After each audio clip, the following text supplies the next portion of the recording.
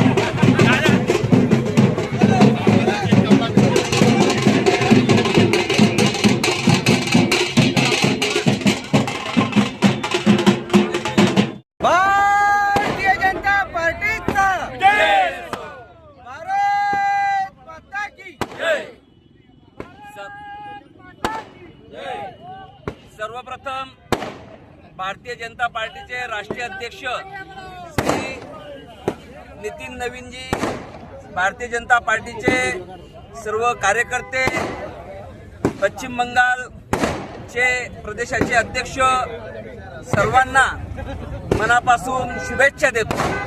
खरं तर आजचा विजय हा ऐतिहासिक विजय आहे।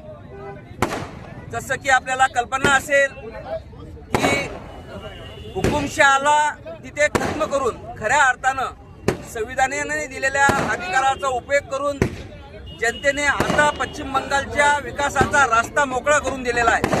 हा राष्ट्रीयवादाचा विजय आहे। आणि आपण पाहिलं असेल की भारतीय जनता पार्टीच्या कार्यकर्त्यांनी जे रक्त सांडलं, जे बलिदान केलं, त्या बलिदानाचा हा विजय आहे। आपल्या देशाचे पंतप्रधान माननीय नरेंद्रभाई मोदीजी यांच्यावर असलेल्या विश्वासाचा हा विजय आहे।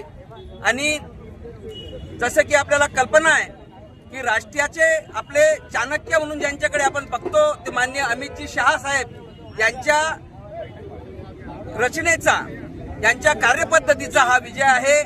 भारतीय जनता पार्टीच्या कार्यकर्त्यांनी जी मेहनत घेतली त्या मेहनतीचा हा विजय।